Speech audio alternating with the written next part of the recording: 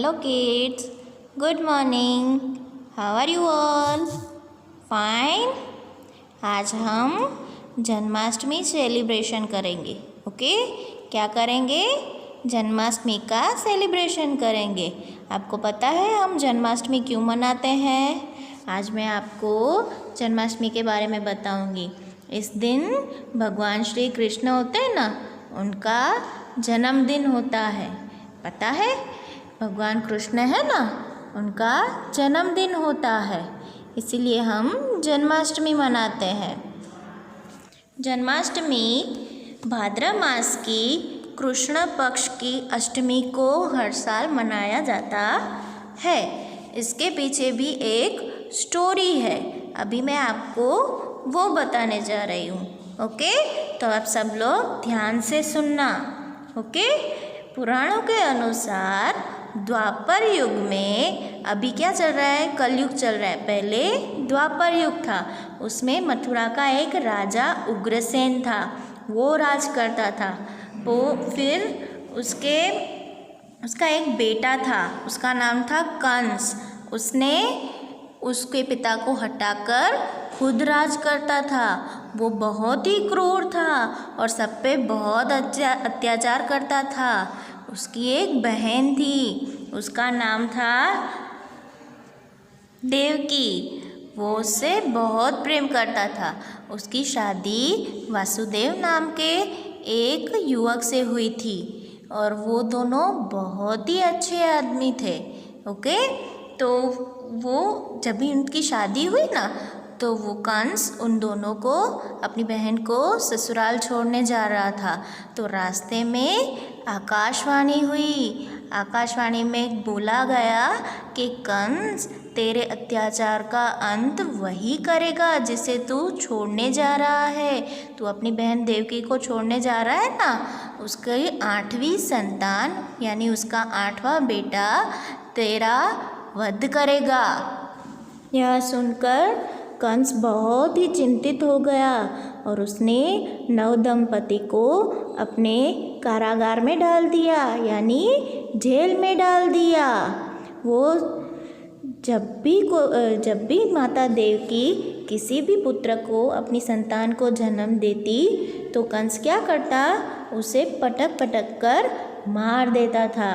अभी 8वें पुत्र के जन्म की बारी आई तो भी कंस ने अपनी सुरक्षा कड़ी कर दी. और जब भी 8वें पुत्र का जन्म हुआ तो भी आकाशवाणी हुई कि वासुदेव, आप नंद के घर जाओ. नंद जो आपका फ्रेंड है वो गोकुल में रहता है, आप उसके घर जाओ. उसने भी एक बालक को जन्म दिया है और आप इस बच्चे को उस बच्चे से बदल दो. तभी बाबा वासुदेव के हाथ में जो बेड़ियाँ लगी हुई थी ना, जो जंजीरें थी, वो अपने आप दूर हो गई और जेल के रास्ते खुल गए. सब सिपाही नींद में चले गए और वासुदेव ने नवजात शिशु को टोकरी में डाला और यमुना नदी पैदल ही पार करके जा रहे थे.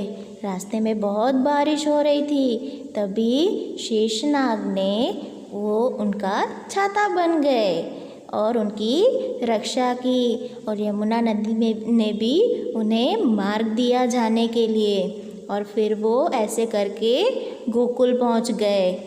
वहाँ पे नंद बाबा ने कृष्ण को, ये जो नवजात शिशु था, उसे एक लड़की से बदल दिया. नंद बाबा ने एक लड़की को जन्म दिया था और यहाँ पे लड़का हुआ था. तो कृष्ण चले गए गोकुल और वासुदेव लड़की को लेके वहाँ से वापस जेल में चले गए. इसीलिए हम जन्माष्टमी मनाते हैं, क्योंकि इस दिन कृष्ण भगवान का जन्म हुआ था. ओके, ये कितनी अनोखी स्टोरी है भगवान श्री कृष्ण की, जिनका जन्म जेल में हुआ और वो पले बड़े गोकुल में यशोदा माता के साथ. उस दिन गोकुल में बहुत बड़ा उत्सव मनाया गया था, क्योंकि उस दिन भगवान कृष्ण का जन्म हुआ था ना, इसीलिए। और हम कृष्ण भगवान को माखन चोर भी कहते हैं। पता है क्यों?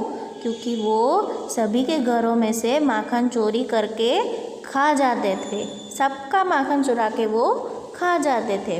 और हम पता है दही हांडी भी फोड़ते हैं इसी दिन। इसीलिए ही हम दही हांडी फोड़ते हैं, क्योंकि भगवान कृष्ण माखन चुराते थे ना सबके घरों से, तो ऐसे सबकी मटकियाँ फोड़ देते थे। तो हम भी ऐसे ही करते हैं।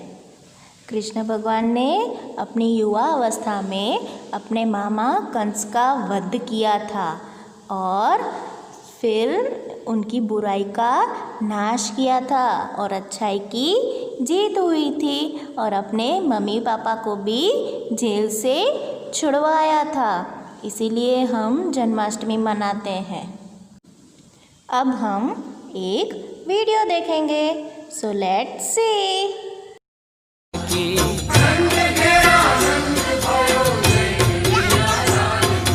आनंद उमंग भयो जय हो नंदलाल की।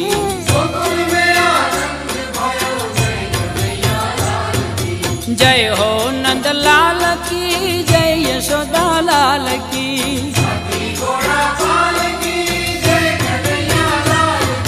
जय हो नंदलाल की, जय यशोदा लाल की।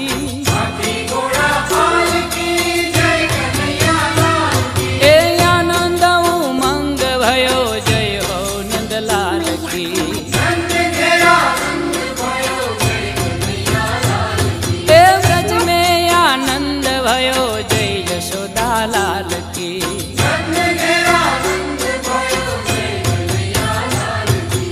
आनंद